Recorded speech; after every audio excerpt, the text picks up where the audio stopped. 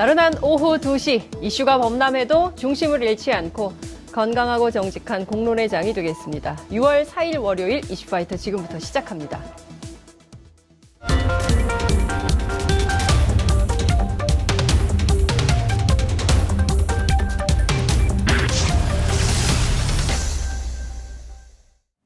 깨어있는 시민들이 꼭 알아야 할 알찬 브리핑, 깨알알 브리핑 시간입니다. 오늘도 어김없이 민동기 기자 나오셨습니다. 어서 오십시오. 안녕하십니까? 예, 주말 잘 보내셨어요? 네. 코너가 아니라 타이틀 영상이 바뀌었습니다. 그렇습니다. 어떠셨어요? 굉장히 상큼하게 바뀐 것 같습니다. 아, 상큼하게. 네. 네. 핑크. 어떤 게임을 연상시킨. 그래서 그렇습니다. 이슈 팡팡. 네. 이슈가 좀 팡팡 터지는 네. 그런 프로그램이 되도록 더 노력하겠습니다. 저는 주말 사이에 봤더니 선거 공보물이 집에 왔더라고요. 네. 보셨습니까? 저도 왔습니다. 쭉 다 보셨어요? 공부 좀 하셨습니까? 굉장히 많은 공부를 해야 되기 때문에. 한숨이 안 된다. 그렇습니다. 예. 일단 시의원부터 네. 제가 모르는 분들이 너무 많습니다. 그러니까요. 네, 예. 열심히 공부를 해야 됩니다. 그러니까요. 네. 근데 꼭 보셔야 될 것 같습니다. 기사가 하나 나왔는데요. 투표율이 56%면 우리 세금, 네. 우리 세금이 4,622억 원이 벌어진다는. 내 돈 같으면 버리겠습니까? 안 버리죠. 세금도 우리 돈이에요. 근데 지방선거가 역대 네. 50% 초반대에 항상 머물렀었거든요. 맞습니다. 그런 경우가 많았는데 네. 이번에는 좀 투표를 진짜 많이 했으면 좋겠습니다. 예, 꼭 사전투표 그렇습니다. 되지 않습니까? 네. 문재인 대통령도 6월 8일 날 하겠다라고 지금. 그러니까요. 예. 예. 저희가 어떤 의미가 있는지는 잠시 후에 첫 번째 키워드에서 살펴보도록 하겠습니다. 첫 번째 키워드 볼까요? 종전선언 이제 눈앞에. 그러니까요. 꿈만 같았던 일이 그야말로 현실로 눈앞에 온 게 아닌가 이런 생각이 좀 듭니다. 사실 트럼프 대통령 입에서 이 말이 나왔거든요. 네. 종전선언. 늘 일본은 그가 하죠. 그렇습니다. 제가 보기에 트럼프의 꿈은 기자였다. 단독 욕심이 많아요. 이 김영철 부위원장과 만나서 이제 김정은 국무위원장의 친서를 전달을 하지 않았습니까? 네네네. 근데 그 자리에서 이런 얘기를 예, 합니다. 큰 봉투. 예. 북미 정상회담에 앞서 종전 논의가 있을 것이다. 네. 이렇게 언급을 했는데요. 네. 그러니까 이 말을 좀 뒤집어서 해석을 하면 종전 선언과 관련한 그런 논의도 네. 이번 북미 정상회담에서 사전에 얘기가 좀 되고 있는 것 아닌가 이런 해석이 나오고 있는데요. 네. 아무튼 북미 정상회담 이후에 네. 남북미 정상이 함께 참여하는 종전 선언이 이루어질 수도 있다. 네. 이런 관측이 나오고 있습니다. 오늘 아침 청와대에서 나온 얘기를 종합을 해보면 굉장히 조심스럽게 네. 북미가 알아서 트럼프 청와대는 나서지 대통령은 않으려고. 트럼프 예. 대통령은 트위터나 네. 발언을 예. 매우 거리낌 없이 하는데 네. 청와대는 예. 굉장히 조심스럽게 가고 그러니까요. 있습니다. 예. 예. 저는 뭐 이 태도가 나쁘지 않다고 그렇죠. 생각해요. 예. 우리가 네. 너무 끼면 또 판이 어그러뜨려질 수 그렇습니다. 있기 때문에 네. 최대한 돌다리도 이렇게 두들겨 가면서 보수적으로 보는 거 좋다고 생각합니다. 네. 언론들도 사실상 이 종전선언을 기정사실화하고 있어요. 그러니까 다 이제 종전선언은 네. 시기만 좀 조율을 하고 있을 뿐, 네. 다 하는 쪽으로 지금 보도를 하고 그렇죠. 있습니다. 왜냐하면 판문점 선언에서도 이미 사실로 못 받긴 했죠. 그렇습니다. 올해 안에 한다고 했으니까요. 근데 오늘 그 중앙일보가요, 네. 워싱턴과 싱가포르의 고위 소식통을 인용을 해서 네. 보도를 한 게 하나 있거든요. 네. 문재인 대통령이 북미 정상회담이 열리는 싱가포르에 합류를 해서 아하. 트럼프 대통령하고 김정은 이 국무위원장하고 함께 네. 한반도 종전 선언을 하는 방안을 적극 추진하고 있다. 이렇게 보도를 했습니다. 그래서 사전 투표를. 그래서 예. 오늘 갑자기 보도가 네. 하나 나오지 않았습니까? 예. 6월 8일에 네. 문재인 대통령이 예. 지방선거와 관련해서 예. 사전 투표를 할 계획이다. 네. 왜 사전 투표를 할까 생각을 예. 이렇게 기자들이 막 물으니까 네. 김의겸 청와대 대변인이 예. 투표율 높이기 동료 위한 차원이다. 동료 차원이다. 예. 이렇게 얘기를 하는데 네. 기자들의 안테나는 다른 쪽을 향하고 있지 않습니까? 그렇습니다. 아니 굳이 그 얘기만 해도 되는데 네. 굳이 실제로 사전 투표를 만약에 한다면 네. 그러면 13일 네. 그 부근에 어디를 좀 가려고 하는 것 아니냐.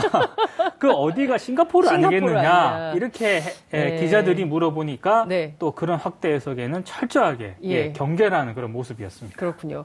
그러나 원래 이 굉장히 중요한 일일수록 네. 말이 앞서면 안 됩니다. 그렇습니다. 예, 말이 앞서면 일을 그르칠 수 있기 때문에 항상 조심하라고 그렇습니다. 옛날에 어른들이 말씀을 하셨거든요. 네. 아마도 청와대가 그래서 이렇게 입단속을 하고 있는 게 아닌가라는 생각이 좀 들기도 하는데 네. 종전선언이 이렇게 부각되는 특별한 이유가 있다고요. 그 분석을 해오셨다고 들었습니다. 그러니까 이런저런 이제 여러 이제 전망이 나오고 있는데 네. 사실 미국이 지금까지 북한에게 일괄적으로 요구를 한 게 있습니다. 네, CVID. 그렇습니다. 예. 완전하고 검증 가능하며 돌이킬 수 없는 핵폐기. 그렇습니다. 이걸 지속적으로 요구를 했고 네, 그리고 북한은 단계적으로 일단 지금 그렇죠. 단계적, 동보적. 그렇습니다. 네, 그걸 비핵화. 요구를 해서 그게 이제 접점이 안 찾아진 그런 상황이었는데 그렇습니다. 사실 이런 뭐 양측의 입장이 뭐 다른 걸 떠나서요. 북한이 요구하는 CVID는 네. 일단 물리적으로 시간이 굉장히 오래 걸립니다. 전문가들 얘기에 따르면 최소한 2년은 잡아야 된다. 그래서 2020년까지 그래서 이제 나오는 예. 그러니까 트럼프의 임기에 맞춰서 다른 정치적 의도를 떠나서요. 네. 물리적으로 시간이 2년 이상 걸리기 때문에 네, 현실적으로 이건 어렵다라는 그런 주장이 계속 나왔었거든요. 네. 근데 아무래도 이제 미국이나 트럼프가 네, 그런 현실적인 어려움을 좀 인식을 한 게 아닌가. 네. 그래서 이번 싱가포르 회담 때 북미 정상회담이 만약에 이루어진다 하더라도 네, 미국이 요구하는 이 CVID를 좀 만족할 만한 네, 합의의 수준으로 이끌어내기는 어렵다는 판단을 한 것 같고요. 네. 그럼 이게 어려우면은 뭔가 성과를 내야 되지 않겠습니까? 네. 그 성과를 내기 위한 방안 가운데 하나가 네. 종전선언이 아닌가. 그래서 방향을 이쪽으로 좀 틀었다. 이런 네. 분석이 좀 나오고 있습니다. 그렇군요. 많은 국민들께서 김정은 위원장의 친서, 네. 큰 봉투 있지 않습니까? 네. 이게 트럼프 대통령이 굉장히 하얀 이를 그렇습니다. 나오면서 백악관에서 공개한 2장의 사진. 네. 그 봉투 안에 뭐가 들었을까? 네. 많은 국민들이 궁금해하는데. 저는 그래서 뭐가 그게 들었을까요? 그게 이제 어제 저녁쯤에는 슬쩍 예. 공개가 되지 않을까 생각을 했었는데 네. 지금까지 공개를 안 하고 안 있습니다. 하고 있습니다. 굉장히 트럼프 대통령- 컸잖아요. 네네네. 저는 그래서 굉장히 많은 내용이 담겨 있을 거라고 생각을 하는데 네. 저는 글자가 큰 게 아닌가. 한 네티즌이 네. 혹시 행운의 편지가 7장을 쓰고 있을 수 있다. 네. 이런 얘기를 하기도 했는데 예. 어찌됐든 트럼프 대통령이 그 내용을 공개하고 있지는 않지만 큰 틀에서는 비핵화 그리고 체제 안전 보장에 대한 내용이 들어가 있지 않겠냐. 그렇습니다. 이런 얘기가 나오고 있습니다. 네. 정치적 선언일 거예요. 종전선언. 그렇습니다. 그리고 우리는 더 이상 적이 아니다. 네. 적대 국가를 해소한다. 네. 라고 하면 그 자체로 굉장히 커다란 의미가 있죠. 그러나 국제법적으로는 이게 큰 의미는 없는 거라고요? 왜냐하면 정전협정을 국제법적으로 좀 유효하게 만들기 위해서는 네. 평화협정으로 이제 대체를 가야 해야 되거든요. 그렇습니다. 예. 근데 지금 종전선언은 그냥 선언만 하는 거거든요. 그러니까 이게 법상으로는 아무런 의미가 없습니다. 네. 이제 그럼에도 불구하고 종전선언을 왜 좀 높게 평가를 해야 되냐면 네. 아무튼 일단 전쟁 당사자 가운데 하나인 남북 미가 예. 그 정상들이 한 자리에 모여가지고 이제 전쟁 끝났다 이렇게 네. 선언을 하는 거지 않습니까? 그렇죠. 예, 전문가들 얘기는 그 선언을 하게 되면은 반드시 그 다음 단계인 평화협정 체결로 갈 수밖에 없다는 겁니다. 그렇죠. 예, 그래서 그 종전 선언을 하는 것 자체가 평화협정의 전초 단계의 성격이 굉장히 많기 때문에 네. 굉장히 유의미하다 이런 평가를 하고 있고요. 그리고 이 평화협정 체결을 위해서 이렇게 논의를 하게 되면은 반드시 또 비핵화 논의랑 같이 갈 수밖에 없거든요. 그렇습니다. 그래서 비핵화 논의가 마무리될 즈음에 평화협정으로 대체가 되는 아마 그런 과정을 밟게 될 가능성이 높다. 이런 전망을 좀 하고 있습니다. 그렇군요. 최소한 상호 불가침 조약. 그렇죠. 예, 남북 간에도 맺은 바 있는데요. 그렇습니다. 이것을 북미 간에 맺고 그다음에 북미 수교 단계로 나아가면 그렇습니다. 사실상 북한은 정상국가화 되는 것인데 네. 이 조약을 추인하는 데가 또 미 의회 그렇습니다. 아니겠습니까? 이 상원에서 조약을 추인해야 되는데 지금 만만치가 않아요. 그렇죠. 그래서 미국 의회를 움직이기 위한 우리 정치권의 노력, 공공외교의 중요성 뭐 이런 게 필요하지 않나. 아쉬운 대로 어떻게 저희 둘이라도 좀 가서 아메리카를 방문해 보는 건 어떤지. 11월이 중간 선거이기 때문에 분위기가 좋지는 않습니다. 그렇군요. 네. 하여튼 이슈 팡팡 처럼 좀 부드럽게 좀 네. 만들어졌으면 좋겠다. 이런 기대를 하면서 두 번째 키워드 보겠습니다.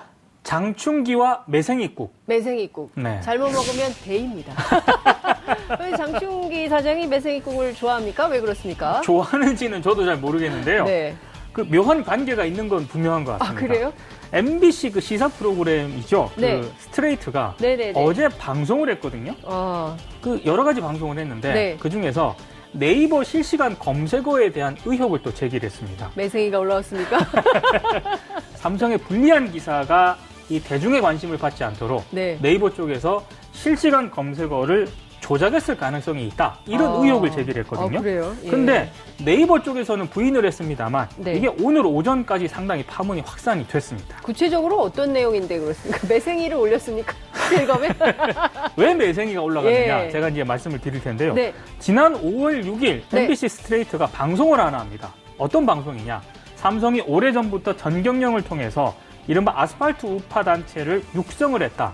이런 내용을 보도하거든요. 네, 이거 봤습니다. 이 예. 굉장히 방송이 파문을 일으켰어요. 예. 그래서 방송 직후에 삼성미래전략실 전 사장이죠. 장충기 전 사장의 이름이 네이버 실시간 급상승 검색어에 오르게 됩니다. 네. 근데 급상승 상승어에 보통 오르면 꽤 오래 가지 오래 않습니까? 가죠. 예. 12분 만에 이 이름이 사라지게 됩니다. 근데 그리고 매생이가 올라왔으니까. 네이버에서는 네. 사라졌는데요. 예.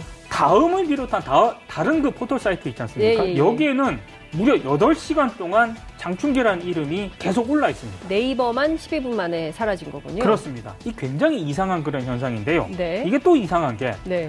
동일한 시간대에 또 다른 그 예능 프로그램이 방영이 됐거든요. 네. 그 스트레이트와 비슷한 시간대에. 예, 예. 근데 한 가수, 뭐 이지라이프라는 그 가수인데요. 네. 이 가수의 노래 제목과 그 제목이 실시간 검색어에 또 오르게 됩니다. 네이버에. 네. 1시간 이상 검색어 순위에 올랐는데 빅데이터 전문가들이 이걸 분석을 해보니까요. 네. 이지라이프보다 장충기라는 이름이 훨씬 더 많이 언급이 됐는데 언급량은 많았다. 그랬습니다. 예. 근데 이게 왜 12분 만에 장충기라는 이름이 사라지느냐? 네. 이거 좀 이상하다. 좀 조작 의혹이 있다라는 게 스트레이트 제작진의 주장입니다. 그렇군요.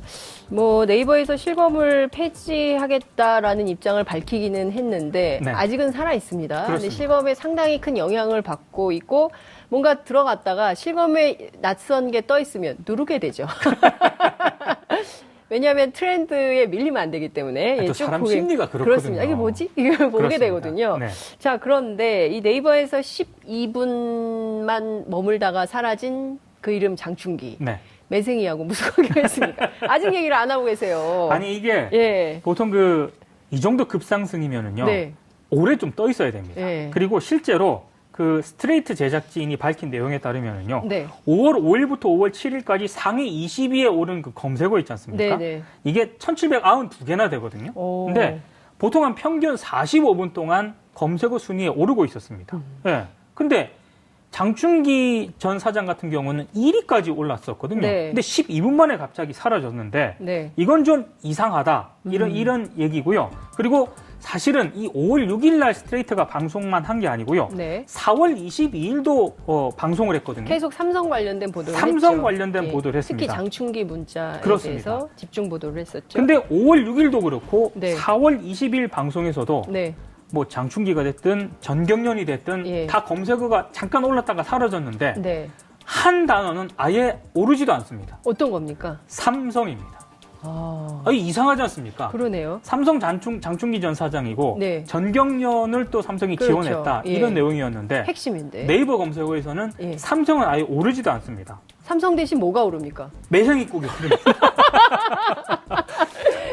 이게 삼성 대신 매생이. 매생이국이 오릅니다. 아, 새로 이게- 나온 브랜드, 뭐 음식 브랜드를 그러니까 이게 왜 갑자기 매생이국이 왜 올랐는지는 매생이냐? 잘 모릅니다. 아, 근데 이거 취재를 좀 해주셔야 될 것 같아요. 이게 어? 분명한 정말 것은 전경련도 그렇고 네. 이번 스트레이트도 그렇고 네. 아니 둘 다 삼성하고 밀접한 관계가 있는데 네. 삼성은 사라지고 갑자기 매생이국이 오르니까 삼성은 사라지고 매생이만 남아. 그렇습니다. 아, 예. 그렇군요.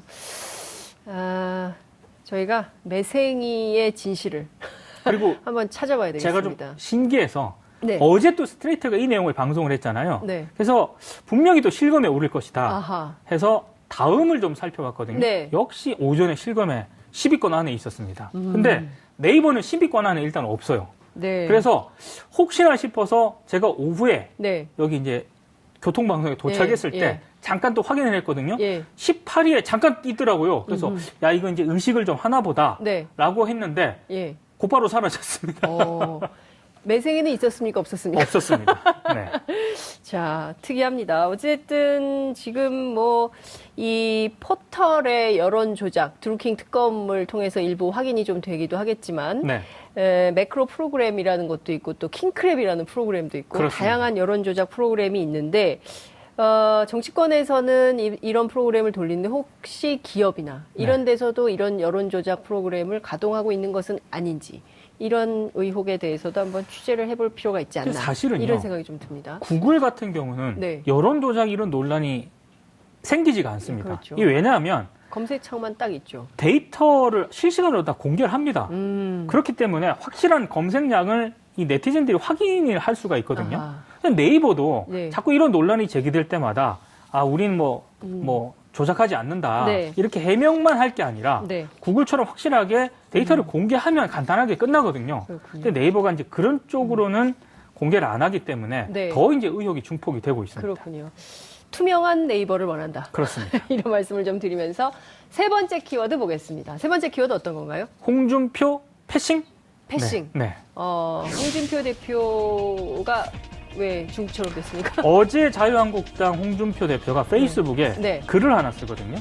그러니까 오늘부터 4일부터 네. 유세에 나서지 않기로 했다. 선거만 이길 수 있다면 내가 무엇인들 못하겠느냐. 네. 이런 얘기를 합니다. 본인이 유세에 나서니까 네. 문재인 홍준표 대결로 고착화되고 지금은 문 대통령 세상이기 때문에 네. 선거에 이길 수 없다고 한다. 이렇게 얘기를 하면서 네. 아무래도 이번 선거를 지역 인물 대결로 몰고 가는 게 좋겠다는 일부 후보들의 의견이 타당한다는 판단이 들었다. 그래서 자신은 유세에 나서지 않기로 했다. 이런 글을 썼습니다. 그런데 오늘 아침에 나온 정치권 얘기를 종합을 해보면 네. 이정미 정의당 대표의 경우에는 홍준표 대표가 유세 중단 선언을 한 것은 전쟁에서 장수가 말을 내린 꼴이다. 네. 이런 비판을 했고요. 박지원 민평당 의원의 경우에는 문재인 태풍에 이미 뚝이 무너진 거다. 네. 이런 얘기를 하고 있습니다. 네. 그러니까 사실상 굉장히 중요한 선거전에서 제1야당 네. 대표가 유세를 안 한다. 이 굉장히 심각한 시그널로 봐야 되는 거 아닙니까? 사실 본인은 이제 그렇게 페이스북을 통해서 입장을 밝혔지만 네. 당 안팎에서는 좀 다른 해석을 하고 있습니다. 아, 고육지책 아니냐 이런 분석이 나오고 있는데요. 고육지책. 그 5월 31일이 공식 선거운동이 시작이 되지 않았습니까? 네. 이때 홍준표 대표가 부산을 방문을 하거든요. 네네. 근데 쭉 방문을 하는데 서병수 후보가 부산시장 후보잖아요. 네네네. 자유한국당. 예. 모습을 보이지 않습니다. 어디 갔습니까? 당대표가 왔는데 어디 갔습니까? 다른 지역에서 사상구에서 유세를 했습니다. 그때 아이고. 당시 홍준표 대표는 네. 부산 중구 보수동을 방문을 하고 있었거든요. 이게 좀 이상하다 이런 얘기가 마주치지 않는 그렇습니다. 예. 그리고 6월 1일 날 홍준표 네. 대표가 울산을 찾았을 때도요. 네. 김기현 자유한국당 울산시장 후보 역시 토론회 관련 녹화 일정이 있다면서 참석을 안 했습니다. 어허. 그리고 경기도를 방문했을 때도요. 네. 남경필 후보 있지 않습니까? 네네. 역시 다른 일정을 소화를 했습니다. 그러니까 지방선거에 나선 주요 후보들이 네. 아예 지금 그 홍준표 대표를 멀리하는 그런 진풍경이 벌어지다 보니까 네. 이래서 조금 유세를 하지 않는 것 아니냐. 그래서 외부에서는 네. 홍준표 대표 패싱이다. 이런 지금 지적까지 나오고 있는 상황입니다. 그렇군요. 서울 대치동에서 있었던 유세 현장에도 지역 시민들이 그러니까 길이 막히고 이럴 때 경적을 울리는 차량 시위 같은 것을 했다는 보도도 나오고 있던데요. 어쨌든 이렇게 되면 이제 선거 한 9일 정도 남은 건데요. 네. 홍준표 대표 모습을 볼 수 없는 걸까요?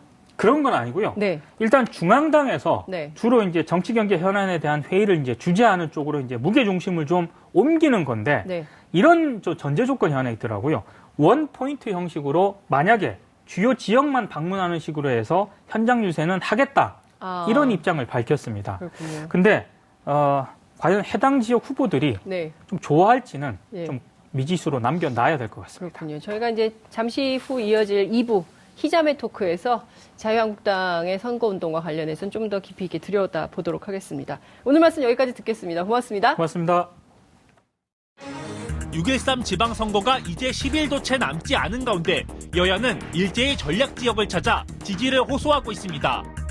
여당인 더불어민주당은 문 대통령의 안정적 국정 운영을 위한 압도적 지지를 호소하고 있고 야당인 자유한국당은 현 정부의 경제 정책이 실패했다고 비판하며 표심 잡기에 열을 올리고 있습니다.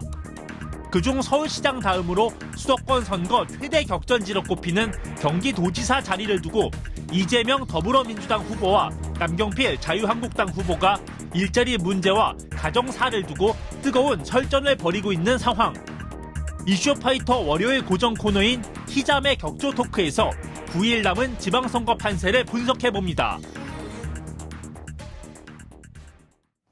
이슈파이터 2부 시작하겠습니다. 균형 잡힌 시각으로 편견과 차별 없이 한국 정치를 해석하는 아주 특별한 코너입니다.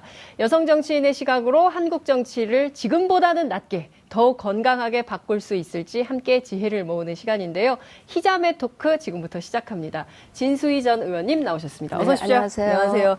오늘 그 블랙으로. 블랙 앤 화이트. 블랙 앤 화이트로. 네, 최민희 청와대 정책기획위원 모셨습니다. 어서 오십시오. 안녕하세요. 네. 감색의 블랙으로. 하여튼 전반적으로 저희가 진중한 모드로 드레스 코드를 맞췄다고 볼 수 있겠네요. 네. 그렇지만 저희 이슈파이터 저희 타이틀 영상은 핑크빛으로 환하게 좀 바꿔봤습니다. 괜찮으시죠? 네. 선거가 9일 앞으로 다가왔습니다. 지금 현장 분위기가 어떤지 굉장히 궁금하실 것 같은데요. 지금 유세 현장이 어떤지 저희가 좀 잠깐 준비된 화면을 좀 보고 그리고 얘기를 이어가겠습니다. 전 세계를 통틀어서 가장 까다로울 지도자 두 사람을 설득시켜낸 문재인 대통령 덕이라 하지 않을 수가 없습니다. 평화가 오면 가장 먼저 이곳 수도권이 기회가 될 겁니다. 문재인 집권 13개월 동안 대한민국은 어떻게 변화했습니까? 대한민국이 발전했습니까? 서민 여러분들 먹고 사는 문제가 좀 나아졌습니까? 우리 자식들의 일자리 문제가 해결됐습니까? 우리 바른미래당 3번 이번에 반드시 당선시켜서 문재인 정권의 독주, 오만, 독선 우리가 막아내고. 네. 유세 현장 좀 다니고 계시죠? 네. 유세 현장 좀 다니고 계시죠? 네, 어제 강남역에 다녀왔습니다. 다녀오셨어요. 예.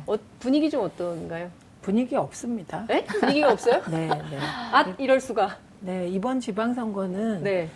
그냥 현장 그대로 전달드리면 네. 유권자들은 이번 지방선거에 크게 관심이 없습니다. 아이고. 예. 그리고 오히려 관심은 6월 13일 날 트럼프 대통령과 6월 12일 날 네. 트럼프 대통령과 김정은 위원장 간에 어떤 담판이 이루어질까? CVID하고 네. CVIG, 네. 그러니까 완전한 비핵화와 네. 체제 보장이 어떤 식으로 딜이 될까? 그거에 관심이 많으신 것 같고요.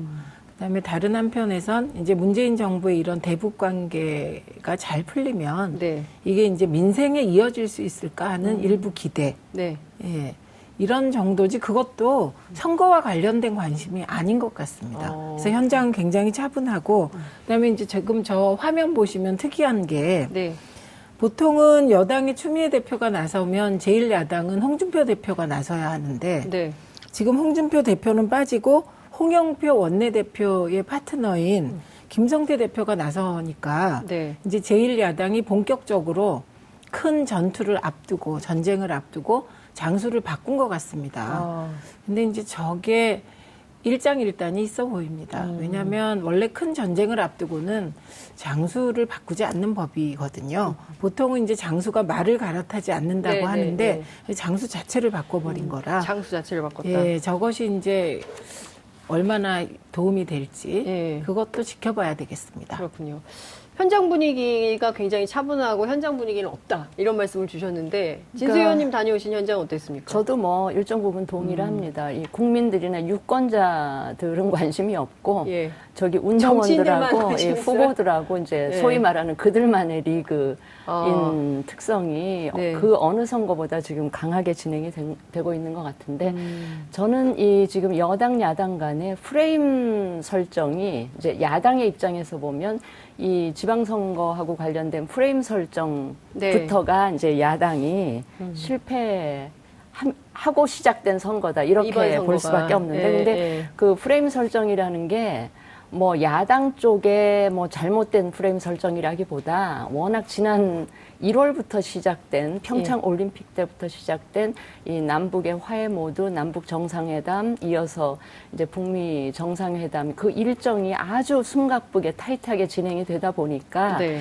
야당 입장에서는 뒤늦게 이 민생이라는 프레임으로 이 프레임을 좀 바꿔 보려고 아무리 노력을 해도 이 구조적으로 이 쉽지 않은 역부족인 이런 상황이라서 그 굉장히 힘겨운 선거를 지금 치르고 있다 이렇게 말씀을 드릴 수가 있는데 네네. 이 프레임 설정에 있어서 사실은 그러니까 남북 관계는 관계대로 그대로 간다 하더라도 일정 부분 인정하고 평가할 건 평가하더라도 야당 입장에서는 지금 굉장히 하루하루 먹고 사는 문제로 힘든 이 서민층이나 빈곤층의 이 민생의 문제를 좀 더 부각시켰어야 되는데 아까 말씀드린 대로 워낙에 원래도 기울어진 운동장에다 이 그 남북 관계라는 대형 메가톤급 이슈가 뒤덮고 있다 보니까 이 민생 이슈를 부각시키려고 아무리 애를 써도 잘 안 되는 그런 형국입니다. 그런데 지금 민생 문제가 얼마나 심각한 게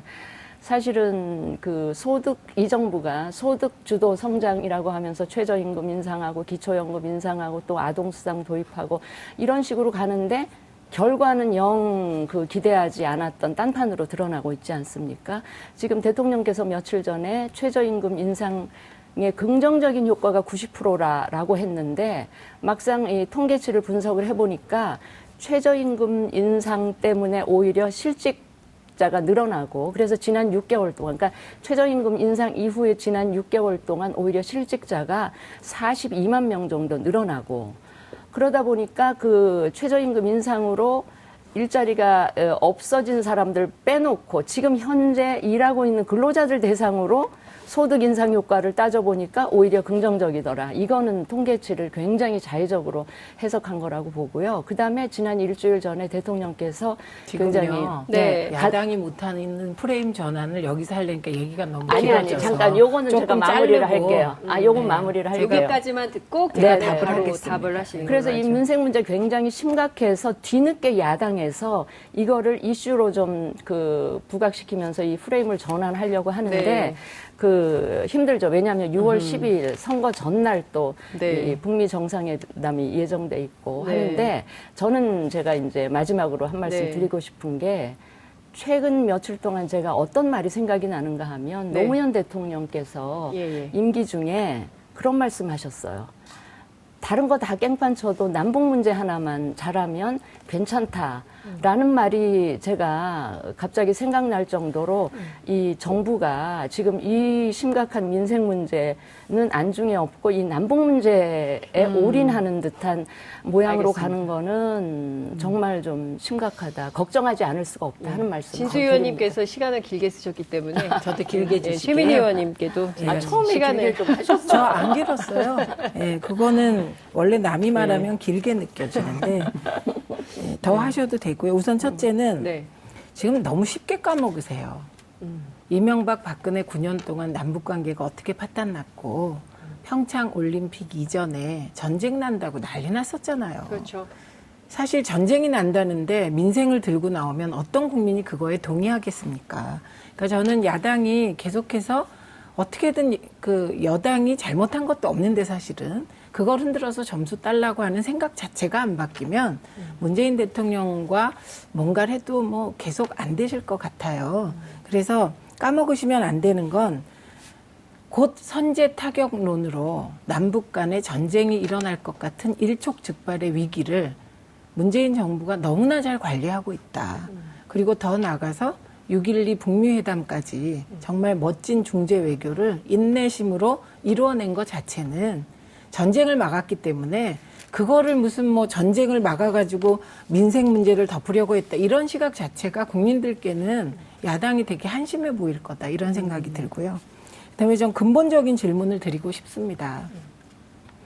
왜 야당 의원들은 네. 그렇게 민생이 심각하다는데 그 이슈를 제기하지 못한 걸까요?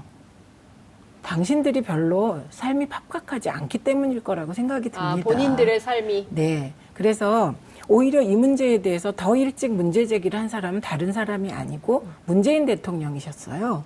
그래서 올해 이 전쟁 분위기만 가라앉으면 어떻게든 내 삶을 바꾸는 정권 교체로 넘어가서 올 초에 얘기했죠. 올 초부터 계속 얘기한 건 거꾸로 문재인 대통령이세요. 그래서 저는 야당이 이걸 자꾸 뭐 여당이 남북 문제로 덮으려고 했다 이런 식으로 보시면 안 되고 왜 야당은 민생과 함께하지 못했나 그렇게 어렵다고 하시면서 그러니까 저만 해도 생활이 어렵기 때문에요. 늘 주변에 그런 민생의 어려움 이렇게 느끼고 있습니다. 제 생활이 어렵기 때문에. 그래서 결국 모든 게 정치도 동병상련 같아요. 그다음에 지금 말씀하신 게 아동수당 실시 안 됐습니다. 아직. 네. 왜냐하면 야당이 예산을 합의해 주면서 아동수당이든 뭔가 민생에 도움이 되는 것들을 여당이 빨리 하고 싶었는데 지방선거 이후로 미뤄달라 그래서 이거 9월로 미루어진 거 아닙니까? 그러니까 민생을 제대로 잘 풀기 위해서 여러 가지 예산을 세웠습니다. 청년 예산도 그렇고 일자리 예산도 세웠습니다. 그다음에 지금 아직도 기억에 남는 게 소방관 등 안전 분야 공무원 채용 숫자를 늘리려고 했는데 그거 다 제1야당이 반대해서 그거 제대로 실현되질 못했어요. 그러니까 이렇게 민생이 어려워진 거 이건 문재인 정부에게만 탓할 수가 없습니다.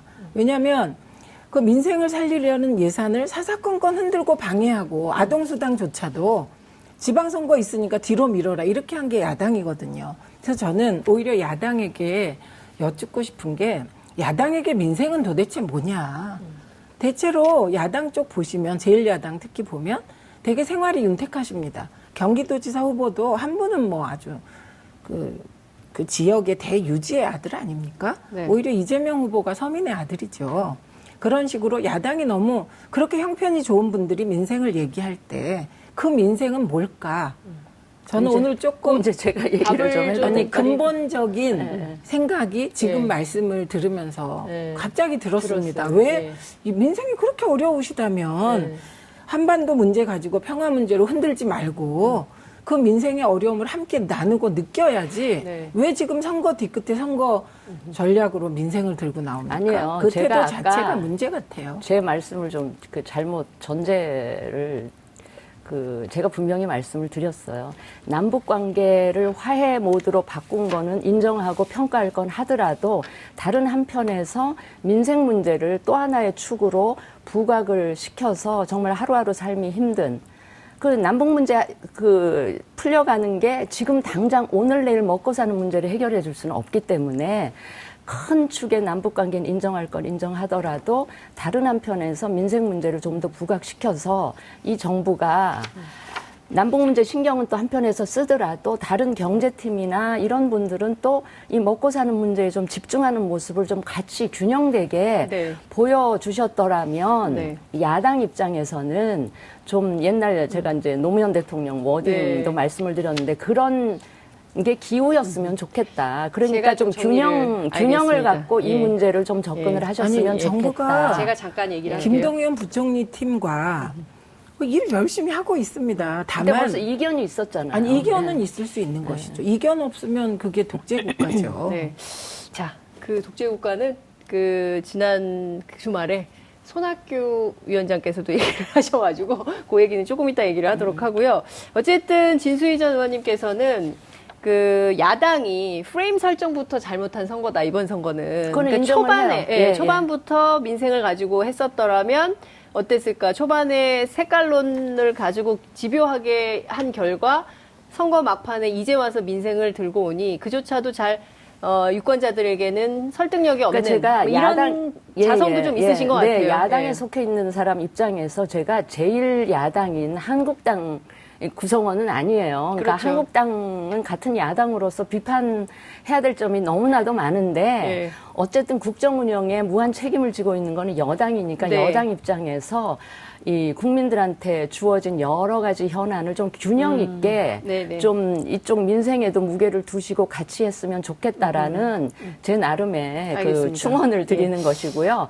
그 야당이 프레임 설정이 굉장히 그게 야당이 잘못해서라기보다 워낙 큰 이슈가 앞에 있기 그렇죠. 때문에 이걸 뚫고 나가서 우리 야당에게 유리한 프레임으로 설정하기가 매우 어려운 구조적인 그렇죠. 제약 조건에서 지금 선거에 임하고 있다. 이 말씀을 제가 드리는 보기에 겁니다. 이번 선거는 두 가지인 것 같아요. 하나는 말씀 주신 대로 그 판문점 선언 이후로 6.12 북미 회담까지 이어지는 한반도 평화 체제 그리고 북미 정상회담이 어떻게 될까 뭐 요게 남북 관계가 중요한 축으로 하나 존재하고 또 하나는 말씀해 주신 대로 이 최저임금 논란이 좀 있는 것 같아요. 그래서 이제 두 가지 쟁점이 있는데 이 쟁점들에 대해서 얘기를 좀 하면 좋을 것 같고요. 또 하나는 지금 그 선거 분위기가 너무 안 뜨는 가장 큰 이유는 큰 이슈도 있긴 하지만 별로 정책이 세게 도드라지지 않았어요. 그게 같은 그게 문제죠. 제일 이제 예를 같은 맥락인 들면 거죠. 그 민생을 쟁점화하지 못했다는 게 바로 지금 말씀하신 것인데 이 민생도 마찬가지입니다. 국민들은 되게 현명하셔서 경제라는 게 하루 이틀에 좋아질 수 없다는 걸 알고 계세요. 그러니까 이게 문재인 정부 한 3년 차에 지방선거를 치르면 경제에 대한 문재인 책임론이 나옵니다. 근데 지금 문재인 책임론 들고 나와도 안 통해요. 왜 안 통하냐? 지금 이 정부는 5월 9일 날 이 정부가 구성돼서 이제 1년 된 정부인데 네. 이 정부가 결국은 할 수 있는 거는 예산을 어떻게 운용하느냐에 따라 경제를 어떻게 해보겠다는 거예요. 네. 그런데 그 예산이 일자리 예산이라든지 민생 긴급 지원 예산 등이 야당에 의해서 어떻게 막히는지를 국민들께서 다 지켜보셨거든요. 그러니까 저는 지난 국회가 계속 그걸 보여줬죠. 네, 그리고 지금 국회에 대한 국민들의 불신이 역대 어느 때보다도 크거든요. 뭐 그게 불행한 일이긴 한데 그렇습니다. 그렇기 때문에 지금 저는 뭐 민생에 대한 문재인 실정론을 부각시켜도 그게 애초 현실에 부합하지 않기 때문에 뭐 이게 잘 그 이슈화되지 않았을 거라 보고 최저임금 문제도 마찬가지입니다.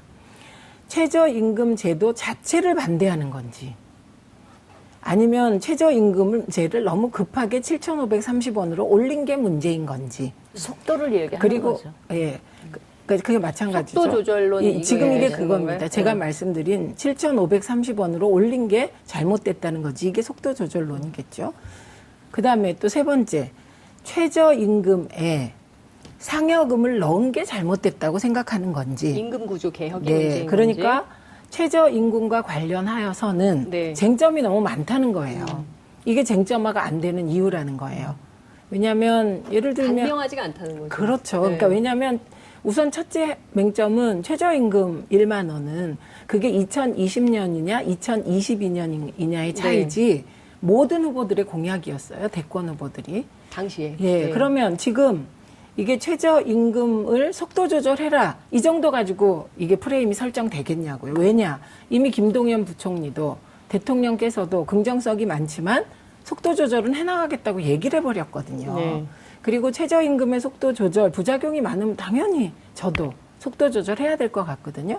그러니까 지금 민생 프레임을 설정할 거리가 사실 잘 없다, 지금. 아니, 이게 근데 문재인 정부 3년 차나 됐으면 모를까 이런 말씀을 드리는 아니, 거죠. 저도 그거에는 동의해요. 그 한국당이 정권 심판론을 지금 1년 남짓된 정부를 상대로 들고 나오는 거는 아무리 민생 이슈로 프레임을 전환하기를 원한다 해도 그거는 좀 과하다는 생각은 저도 해요. 근데 제가 계속 아까 처음부터 일관되게 말씀드리는 게 남북 관계에 그 쓰는 에너지의 한 절반 정도라도 민생 문제에 쓰였으면 좋겠다 하는 거고 아마 그거 이렇게 디펜드를 하실 것 같아요. 하고 있지 않느냐. 아니요. 그게 그 하고 네, 있다라고 그건 이야기를 아닙니다. 하실 텐데 국민 눈에는 그게 잘 안 보여요. 물론 국민 눈에는 언론에서 보이고 아니 야당이 안 보이시죠. 아예 안 그래요. 뭐 우리 야당이 대변하는 국민들은 국민들 아닙니까?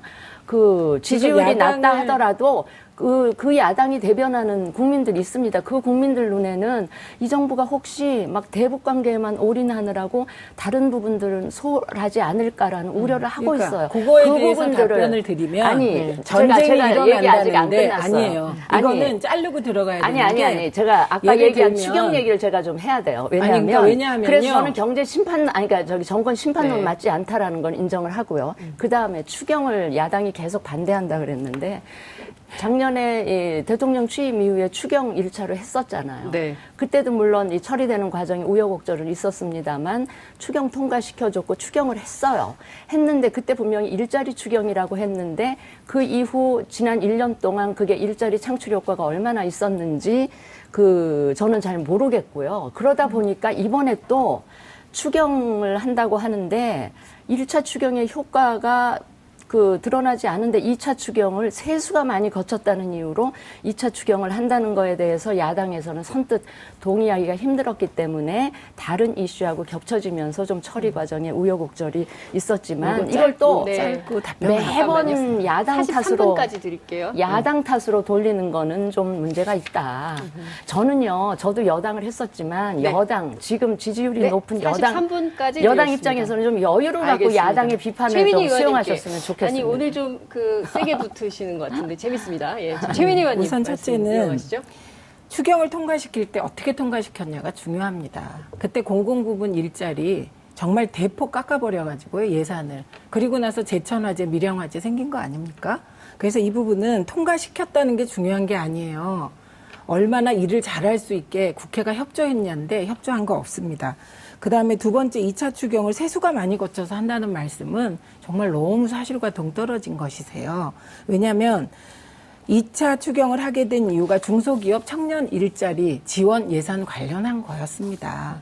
그리고 제 말씀을 또 잘못 알아듣 아닙니다. 잠깐만요. 김수현님 잠깐만요. 이 말씀 말을 좀 할 때 듣고 세수가 그다음에. 많이 거쳐서 2차 추경한다는 게 말이 그것도 되냐고 하나의 얘기를 이유였지. 했는데 세수가 안 거쳤으면 빚내서 추경할 수는 없지 않았겠습니까? 아니 그거 저는 하나의 그 얘기를 하는 조건이지. 거예요. 정부가 잠깐만요. 그 언제 얘기는 말을 이어서 예, 해주세요. 그래서 언제 정부가 세수가 많이 거쳐서 2차 추경하겠다고 했습니까? 그러니까 그 말씀은 잘못됐다. 그건 인정하셔야 되고요. 그래서 이번 2차 추경은 세수가 많이 거친 것, 이것도 문재인 대통령이 잘하신 거 아닙니다. 이거는 박근혜 정부가 무언가 그 전에 세수 구조를 좀 바꾼 게 있었거든요. 그 결과 세수가 거친 거고, 그거를 긍정적으로 청년 일자리에 환원시키겠다. 이런 거였기 때문에 이 추경이나 이런 것이 좀 제대로 이게 여당이잖아요. 국정에 무한 책임을 지라고 늘 말씀을 하시잖아요. 그럼 무한 책임을 지게 애초 의도된 대로 추경이 쓰일 수 있도록 그 국회가 좀 협조해야 될 것 같습니다. 근데 사사건건 발목을 잡으니 이게 추경을 해도 애초 추경의 목표대로 추경이 결과되어지지 않다 보니 이게 일이 잘 안 되는 것이죠. 그러면 국회를 설득하지 못한 게 여당 책임이자 뭐 그거 맞는 거죠. 일반론적으로. 여당 국회를 설득하지 못한 것은 일반적으로 여당 책임이다. 이 말씀 주셨는데 핵심은 원래 우리가 하려고 했던 얘기는 오늘 못하고 전혀 다른 쟁점을 가지고 지금 막 얘기가 붙고 예. 있어서 어쨌든 네네. 시간은 없기 때문에 이 얘기를 네. 좀 마무리를 해야 될 것 같고 네네. 준비한 건 다음 주에 하든지 이렇게 해야 될 것 같은 상황이 좀 드는데 사실은 국회가 드루킹 특검 얘기를 하면서 계속 국회가 공전됐잖아요. 그래서 이제 예산안 같은 걸 정부가 세우긴 했지만 통과가 안 돼서 진통을 겪었고 여러 가지 문제가 있고 특히 지금 최저임금 문제가 심각한 것은 저임 노동자들, 그다음에 이제 노인 빈곤의 문제가 매우 심각한데, 진짜 먹고 살만한 사람들은 최저임금에 큰 영향을 안 받을 수 있지만 당장 직격탄을 받는 분들, 특히 이제 노동시간이 길었다가 노동시간이 단축되면서 그마저 받던 수당도 못 받게 되는 이분들에 대한 사실은 민생 현안, 이게 굉장히 심각한 건데 이런 것도 사실은 선거에서 주요 쟁점이 될 수 있었는데 안 되죠. 안 왜 되고 안 있어요. 되냐. 예. 아까 제가 또 잠깐 야당 말씀 탓이죠. 아닙니다. 제가 잠깐 야당 말씀드렸는데 그 저임 노동자들의 문제나 노인 빈곤 문제에 저는 네. 제1야당이 크게 관심 없다고 생각합니다. 제1야당이 관심이 네, 없다. 그래서 쟁점화를 시킬 수가 없어요. 왜냐? 지금 저임 노동자들이나 한 300만에 달한다는 상여금을 최저임금에 포함시킴으로써 손해를 보는 분들 300만을 대변하는 정치 집단은 그게 없는 거예요? 예, 정의당 정도일 겁니다. 정의당 근데 정도다. 정의당이 소수잖아요. 예. 그러니까 이거는 사실 민주당하고 자유한국당이 상여금을 최저임금에 합산시키는 걸 동의한 거잖아요. 그렇죠. 그러니까 지금 말씀하신 이 쟁점을 네. 국회에서 책임 있게 힘 있게 이슈화시킬 집단이 없다. 그래서 이것은 아마 정의당 쪽에서 네. 뭐 계속해서 비례성이 강조되는 국회 구성을 얘기하고 있지 않습니까? 그런 것이고요. 지금 최저임금제에 대해서 야당들이 문제 삼는 것은 오히려 최저임금을 급격하게 올림으로써 일자리가 줄었다든가 이런 이제 역기능적 측면입니다. 그 역기능적 측면은 여야가 이게 갈등하는 사안이에요. 그러니까 그 최저임금을 그런 식으로 제기했을 때는 김동연 부총리처럼 그런 문제가 있으면 시정하겠다. 네. 이미 얘기를 해버렸고. 그러니까 쟁점화가 안 되겠죠. 여당의 입장에선 그거는 요 시기만 지나면 긍정적인 효과가 나올 것이다. 미래에. 그러니까 이게 쟁점화가 되기가 사실 근데 굉장히 묘하게 어렵습니다. 말이죠. 잠깐만요. 최저임금. 노동연구원 자료에 따르면 최저임금이 올라서 일자리가 줄어든 것은 아니다라는 통계가 나오지 않았습니까? 그러니까 제 예. 말씀은 예. 부작용이 있으면 고치겠다. 근데 그리고 통계를 맹신하면 안 되고요. 네. 최저 그 임금 관련해서도 네. 국회에서 법을 통과시킬 때는 한국당과 민주당이 그냥 그 동의해서 통과를 시킨 겁니다.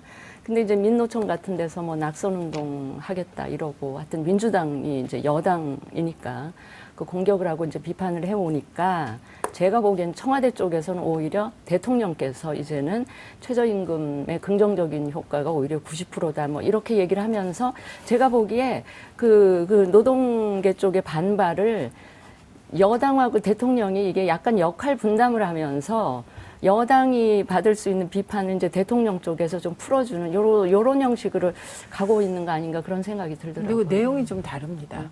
그러니까 여야가 합의해서 통과시킨 부분은 300만이 피해를 본다는 민주노총 주장에 따르면 최저임금을 상정할 때 상여금하고 밥값이나 이런 걸 넣어버리면요. 사실 최저임금 올림 효과가 없는 것이죠.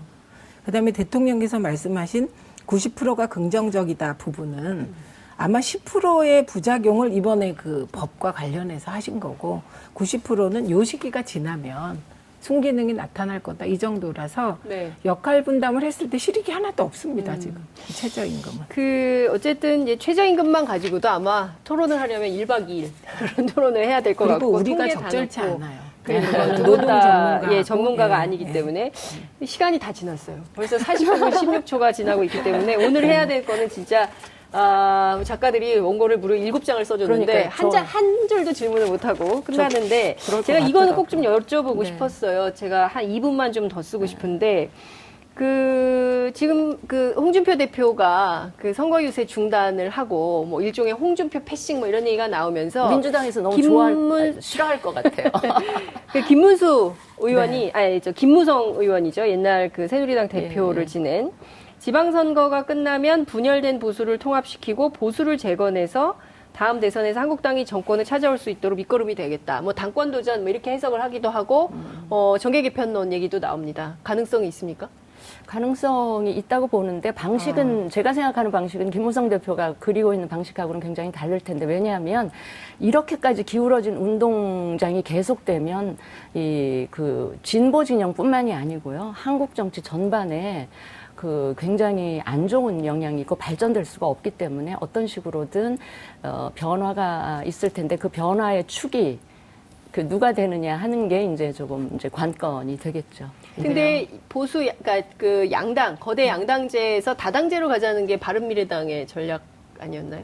바른미래당 중에 이제 안철수 대표의 노선인 생각인데 그거는 이제 정치인들 몇 명이 어떤 생각을 가지고 있느냐가 중요한 게 아니고 정말 이 다당제의 필요성과 존재 이유를 유권자들이 강하게 같이 공감해 주시지 않는다면 제도로서 정착하기가 굉장히 힘들지 않을까. 저는 개인적으로는 다당제가 필요하다고 생각하는 입장이에요. 근데 그 기울어진 운동장이 어떻게 형성됐냐가 굉장히 중요하잖아요.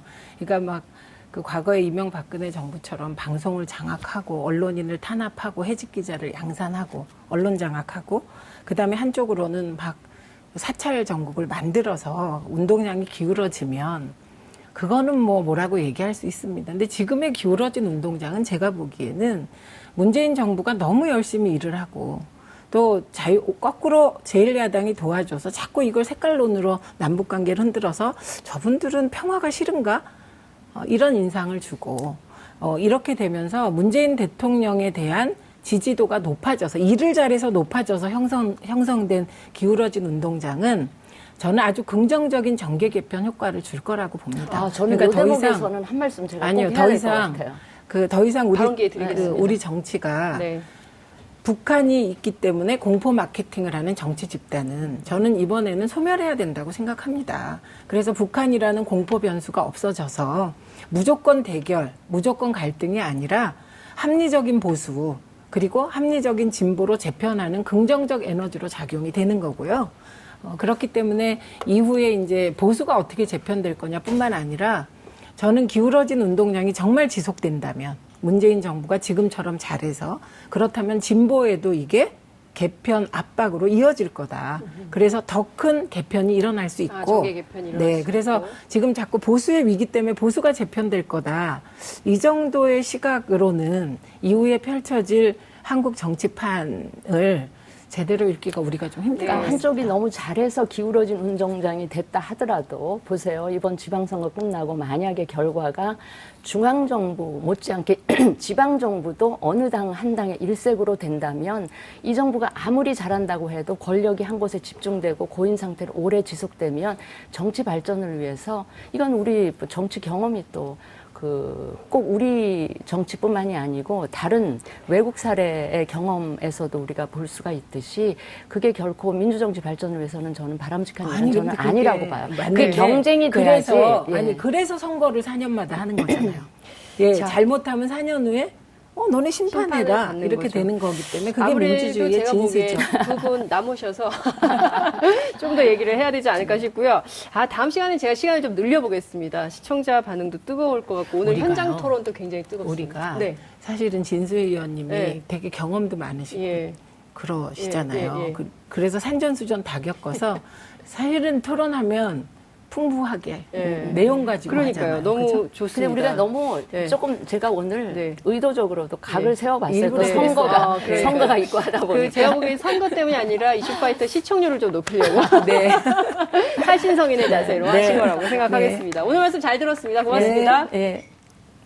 여러분들께서는 지금 생방송으로 진행하는 장윤선의 이슈파이터와 함께하고 계십니다.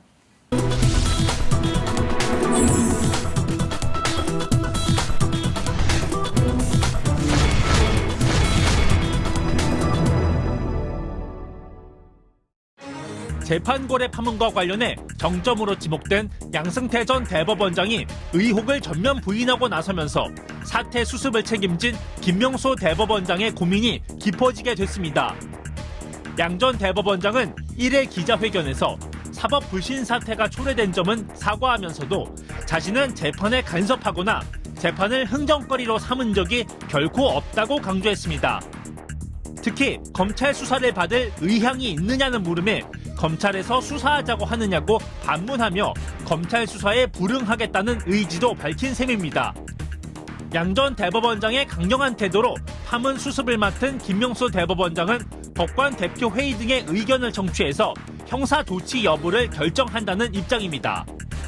양승태 사법부의 재판 거래 의혹에 대해 대법원이 과연 어떤 후속 조치를 내놓을지 지금부터 이야기 나눠봅니다. 이슈파이터 3부 이어가겠습니다. 지난 금요일 오후죠. 양승태 전 대법원장이 자택 인근 놀이터에서 기자회견을 열었습니다. 여러 기자들이 모인 자리에서 양 전 대법원장은 본인은 재판을 흥정거리로 삼은 적 없고 판사들에게 불이익을 준 적도 없다 이렇게 주장을 했습니다.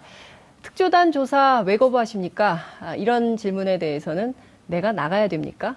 이렇게 특권의식까지 드러내서 과연 국민적 눈높이에 맞춘 기자회견이었냐 이런 비판도 나오고 있습니다.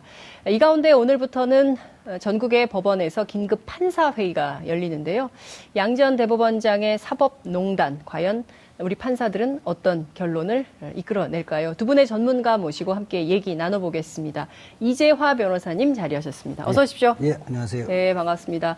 김지미 민변 사법위원장 자리하셨습니다. 어서 오십시오. 네, 안녕하세요. 예, 잘 지내셨죠? 네, 굉장히 네. 오랜만에 뵙는 것 같습니다. 저는 자주 봅니다. 아, 그러세요? 네. 전전사법위원장. 전전 사법위원장. 네. 그리고 현 사법위원장. 권력은 현직이 세죠. 아, 그럼 김지미 변호사님이 후배시지만 힘은 김 변호사님이 세다. 이런 말씀을 좀 드리면서 아니 놀이터에서 기자회견을 했습니다. 이 변호사님 어떻게 생각하십니까? 그러니까 이 전직 양승태 대법원장의 놀이터 기자회견. 양승태 그 대법원장 문건에서 나오듯이 네. 이 재판을 놀이로 생각했던 사람이어서 아마 놀이터에서 한 것이 아닌가 싶습니다. 아, 저 재판을 놀이로 생각했다. 아, 설마 그렇죠. 그럴 리가 있겠습니까? 아니, 김진미 변호사님. 뭐 청와대 그 대통령 예. 만나러 가면서 네. 청와대 협조했던 네. 그 재판들 네. 일일이 거론하면서 그 상고법원과 이렇게 맞바꾸려고 했던 사람이잖아요. 네. 사실상 재판을 놀이 삼은 거다. 그렇죠. 예. 그래서 놀이터에서 기자회견을 한 거다. 뭐 우스갯소리로 이야기한 겁니다. 근데 그 기자회견 내용 보셨죠? 생방송으로 됐기 때문에 아마 두 법조인께서는 지켜보셨을 것 같은데 어떠셨어요? 가장 잊혀지지 않는 대목 어떤 겁니까? 아, 저는 이제 그 생방송으로는 못 보고 나중에 다시 네. 보기로 보기는 했는데요. 그 말씀하셨던 서두에 말씀하셨던 것처럼 아, 이 사람이 정말 그러니까 저 정도 사람이니까 이런 일이 가능했구나 싶을 정도의 특권 의식에 젖어 있는 그런 발언들도 굉장히 많았고, 네. 뭐 멘트 하나하나가 사실은 핵심에 대한 얘기는 하지 않고, 뭐 내가 뭐 나가야 되냐, 혹은 내가 그런 것까지 다 알아야 되냐, 뭐 이런 식의 얘기. 그러니까 한 나라의 사법부의 수장이었던 사람이 할 수 있는 그런 얘기들은 아니었던 것 같아요. 전체적인 그 멘트 하나하나가 다 뭐 찝어서 얘기하자면 길지만 일단 네. 총평은 그렇습니다. 총평은 그렇다. 정신 못 차린 것 같아요, 한마디로. 그러니까 이게 이 변호사님, 상황인지, 제가 보기엔 오늘 작심 비판하러 나오신 것 상황인지, 같아요. 그러니까 네. 지금 국민들 얼마나 분노하는지를 전혀 모르고 성남 민심에 기름 부으려고 나온 사람 같아요, 작정하고. 아, 예. 그러니까 이게 변인지 된장인지 구별 못하는. 어?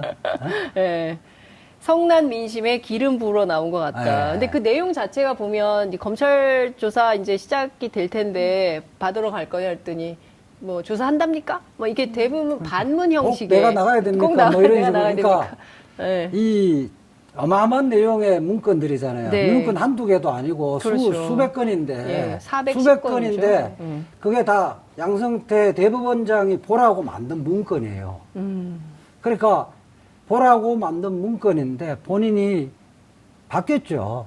근데 그런데 본인이 이랬어요. 본인이 뭐 내가 그냥 대충 보고 던져버렸다 뭐 이런 식으로 이야기하는 거 아니에요. 그러니까요. 그러니까 뭐 이런 식이었어요. 이게 대법원장의 지시 없이 만들어질 수 있는 문건이냐. 어느 기자가 이제 이렇게 물으니까 뭐라고 얘기를 하냐면, 아니 그러면 그 기자, 해당 기자에게 물어요.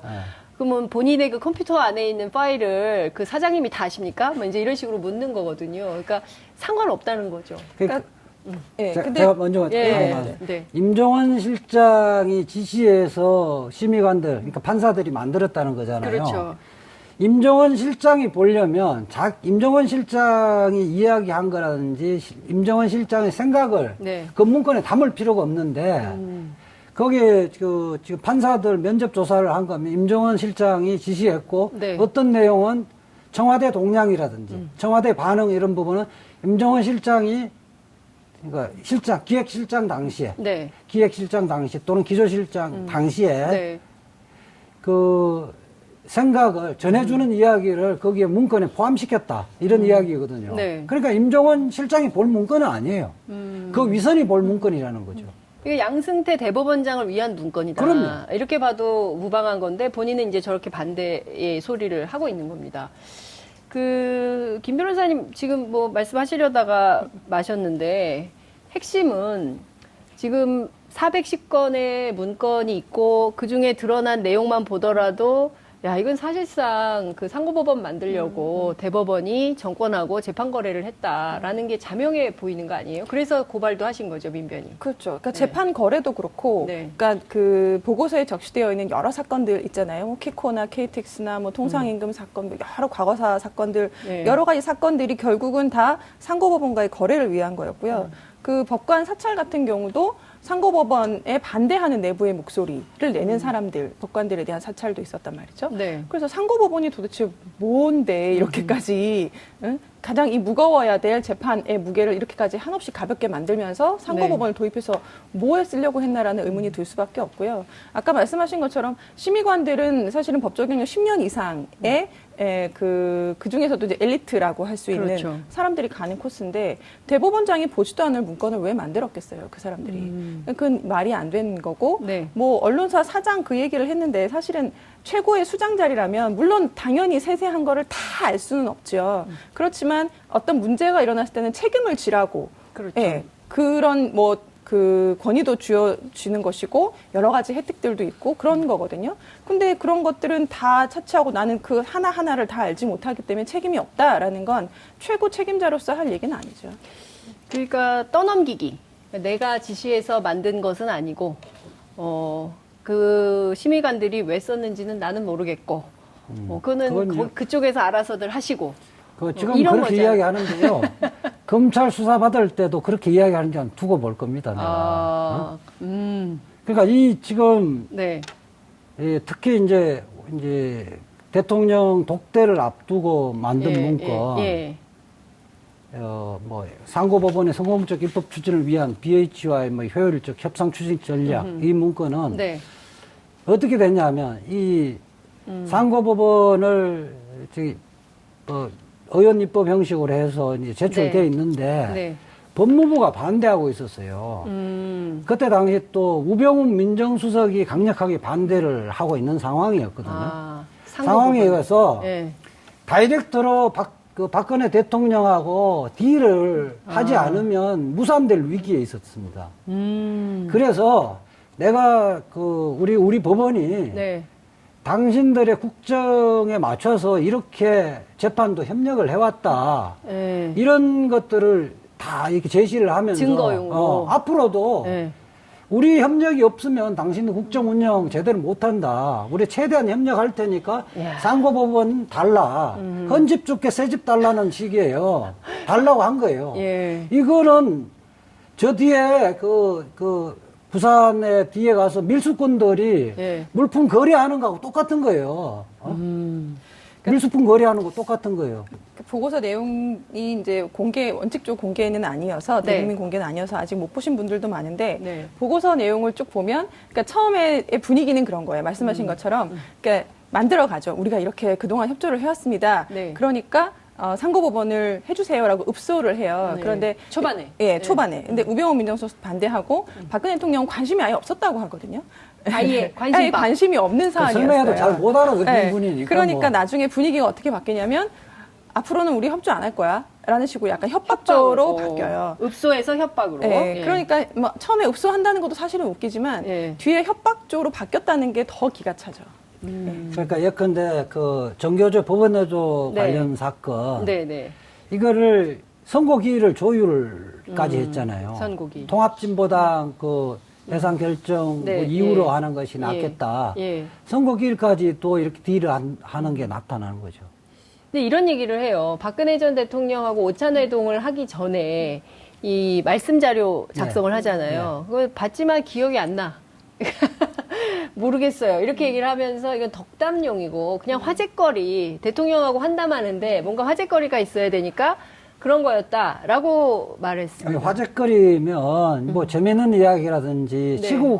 시국 상황에 대해서 한마디씩 이렇게 선문답 할 수 있는 내용들, 내용들을 정리하는 건데 네.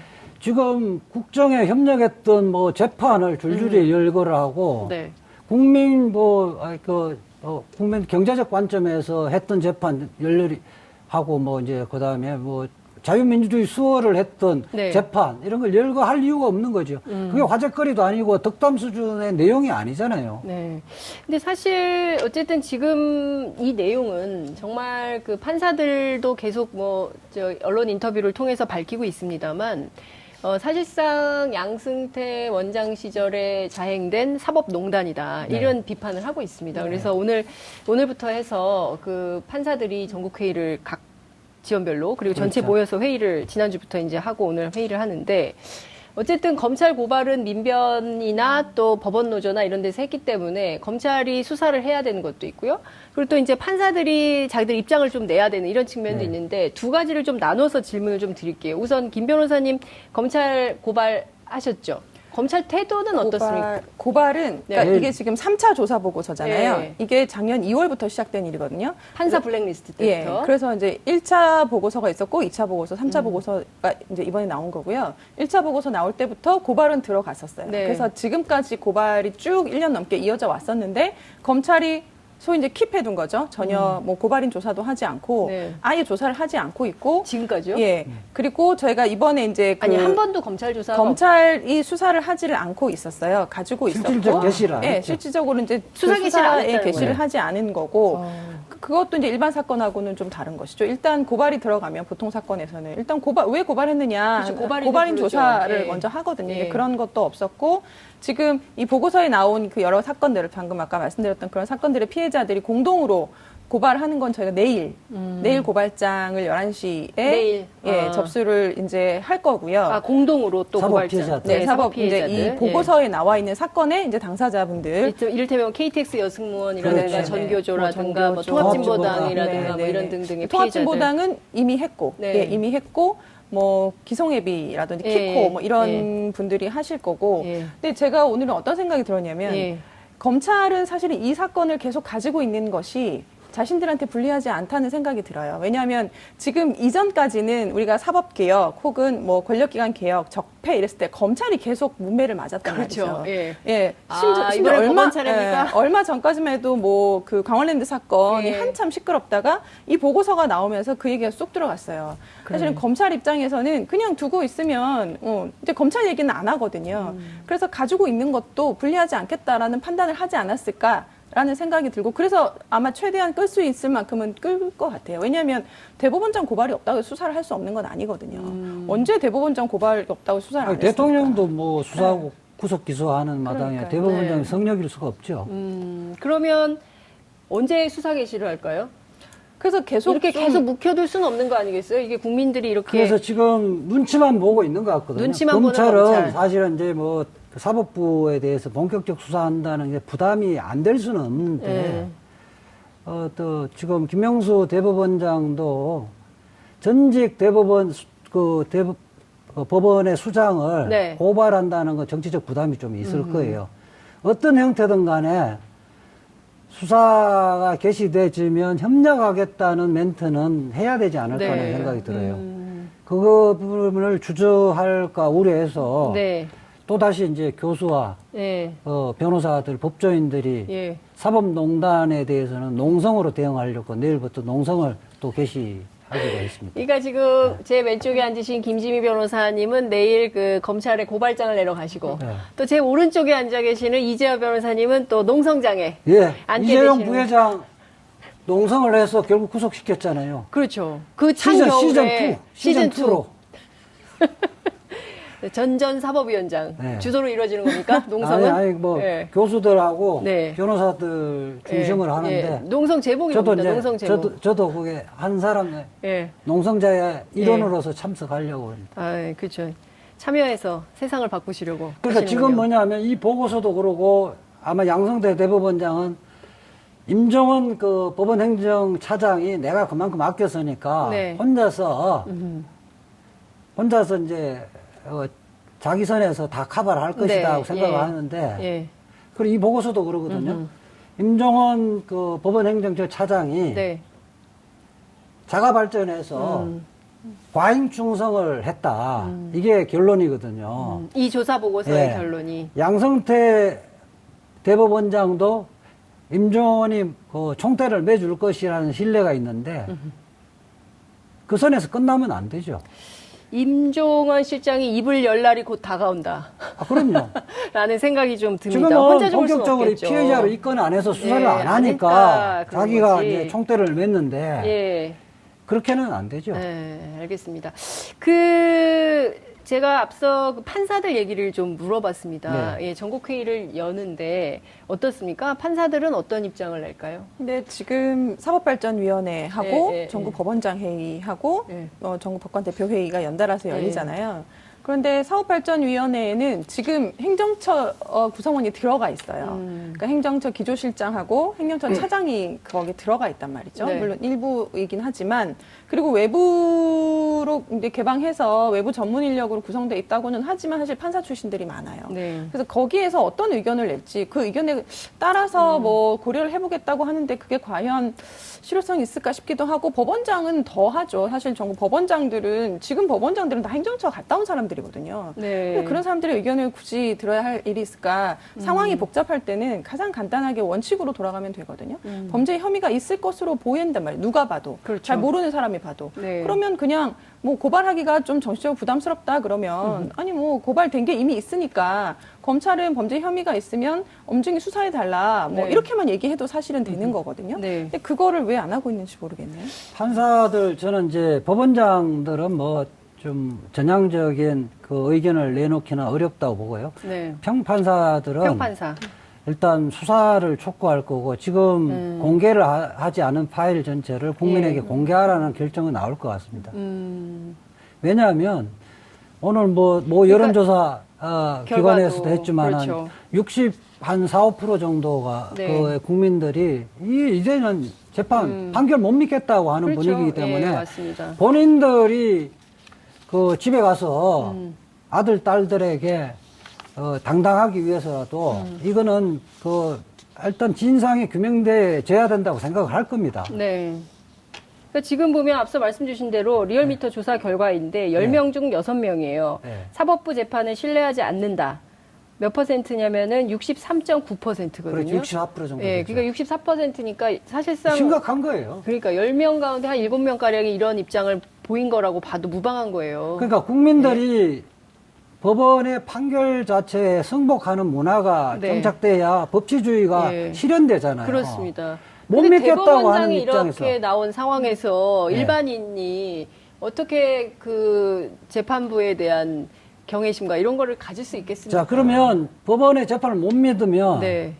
법적 외의 수단을 동원할 수밖에 없는 거거든요. 예컨대 실력 행사를 한다든지 네. 이런 식으로밖에 할 수밖에 없다는 거예요. 무력으로 그러면 안 되는 거죠. 그러니까 네. 그것이 안 되기 위해서도 네. 법원을 신뢰, 네. 재판을 신뢰할 수 있는 문화를 만들어야 되는데 그러려면 모든 것을 다 까발리고 진실을 밝히고 관련자들은 징계를 하든 형사처벌을 하든지 네. 인적쇄신이 다 단행돼줘야 됩니다. 새롭게 법원을 구성하지 않으면 신뢰는 다시 이렇게 그 신뢰를 구축할 수가 없다고 봐요. 근데 지금 뭐 몇 가지 쟁점이 좀 있는데요. 우선 이 사법 피해자들 있지 않습니까? 이 사법 피해자들에 대해서는 재심 청구를 하는데 사실은 이게 KTX의 경우에는 민사 사건이기 때문에 이 재심이 받아들여질 가능성이 매우 낮다, 어렵다, 이런 얘기가 하나 있고요. 또 하나는 검사들이 이렇게 지금 1년이 지나도록 수사 개시도 안 하고 있고 그렇다면 특별검사 특검을 해야 되는 거 아니냐, 특검법을 만들어야 된다. 그리고 지금 이 상황에서 대법원이 수사 대상이고 재판을 해야 되는데 현직 재판관들이, 대법관들이 제대로 할 수 있겠냐, 특별재판소도 해야 된다, 이것도 법을 만들어야 된다, 이런 얘기까지 나오고 있는 겁니다. 어떻게 보십니까? 그게 딜레마죠. 저희가 그게 딜레마다. 검찰 못 믿겠다는 얘기를 한참 하고 있다가 이게 터졌단 그러니까요. 말이죠. 이제 법원도 못 믿겠다. 근데 결국 큰일입니다, 진짜. 현행법상 기댈 수 있는 네. 곳은 또 검찰에 우리가 고발장을 낼 수밖에 없는. 그리고 고발장을 내면 압수수색 영장이나 뭐 구속 영장이나 이런 거는 또 법원에서 발부를 하잖아요. 그러니까 그렇죠. 예, 그래서 이제 특검 얘기가 나오는 거고. 그게 총체적 난국인 것 같아요. 특별 법으로 해서 법원 특별 판사를 만드는 거는 특별 우리 판사. 역사상 없었기 때문에 세계도 있나요? 이런 특별 글쎄 판사 그 부분은 쉽지 않을 것 같고요. 네. 뭐 좀 더 고민을 해봐야 예. 되는데 그 뭐 특별 검사 문제는 저는 지금 현재 검찰에 맡겨도 네. 이 문제는 검찰의 구미에 맞는 사건이어서 검찰 구미에 맞는 네. 사건. 검찰이 또 언제 이렇게 대법원장 소환해서 조사해보고 그렇죠. 이런 건가요? 그렇기 때문에 네. 검찰이 부실 수사 뭐 이런 거는 아직까지 좀 기우가 아닌가 하는 생각이 들고요. 네. 문제는 검찰 수사를 하는데 네. 강제 수사를 하려면 압수수색 영장이라든지 뭐 구속영장 이런 발부를 해야 되는데 그 문제에 대해서 과연 법원이 적법한 절차에서 일반적인 기준에 의해서 발부를 해줄지 이런 게 네. 걱정됩니다. 한편으로는 예. 또 이런 불신이 있기 때문에 더 잘 내줄 수도 있겠죠. 근데 이제 지금 초점이 양승태 대법원장으로 가고 있긴 합니다. 그러나 양승태 대법원장만의 문제가 아니라 우리 법원 안에 있는 일종의 적폐라고 해요. 패밀리들. 패밀리. 네. 이런 것들을 이번에 다 좀 조사를 제대로 해봐야 되는 거 아니냐. 저는 간단하게 이야기하면요. 예. 문건이 그 수백 개 있는데 작성한 사람들 수십 명이거든요. 예. 그 사람들이 전국 법원에서 요직에 다 가 있습니다. 관련자들 다 어느 정도 관련돼 있는지 네. 범죄의 공모 수준에 관련돼 있는 사람 기소 다 하고요. 예, 예. 공모 수준이 아니고 어쩔 수 없이 협력했던 사람은 징계 다 해야 됩니다. 징계 다 해야 된다. 예.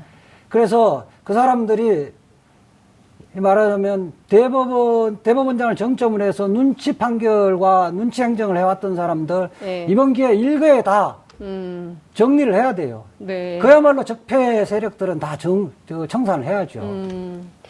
지금 속보가 좀 나오고 있는데요. 성역 없이 조사해야 된다. 가정법원에서요. 네.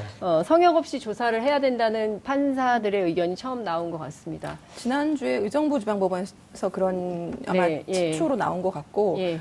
이 변호사님 말씀하셨던 것처럼 평판사들은 다 이런 의견을 낼 것 같아요. 지금 예. 중앙지법, 그다음에 뭐 인천, 뭐 이렇게 예정돼 있는 걸로 알고 있는데 네. 이제 그런 평판사들의 회의에서는 다들 그런 얘기가 나오지 않을까 이렇게 예. 생각이 들고요. 이제 근데 법원장 회의라든지 뭐 사업발전위원회에서 어떤 의견을 내는지는 좀 두고 봐야 될 것 같고, 뭐 근데 그런 의견에 뭐 휘둘리지 않아도 되는 사안이라서 결국은 대법원장의 결심 결의가 중요한 게 아닌가 어떻게 싶어요. 보세요? 이 변호사님, 김명수 대법원장이 김명수 대법원장 제가 또 뭐 강력하게 하여튼 지지하고 네. 잘할 거라고 그랬는데 네. 그 김명수 대법원장에게 제가 좀 요청을 하면 네. 적폐 세력하고는 단절을 해야 된다, 이 기회에서. 아, 그렇지 않으면 예. 같은 평가를 받을 수밖에 없는 것이다. 아, 우리 김명수 대법원장은 물론 촛불 집회에서 나와서 뭐 같이 촛불 든 사람은 아니지만은 네. 촛불을 든 국민들의 염원에 의해서 대법원장이 되신 분이기 때문에 네. 시대의 소명은 누구보다 다 인식을 해서 네. 그 같은 식구라는 개념에서 좀 탈피를 해서 국민들의 뜻을 헤아려서 판단을 해 주실 거로 믿습니다, 저는. 네.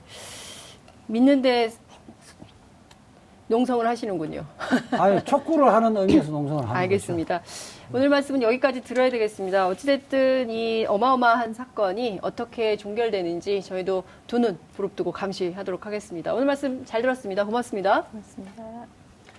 6월 4일 월요일 장윤선의 이슈파이터 여기서 마무리하겠습니다. 저는 내일 다시 찾아뵙겠습니다. 고맙습니다.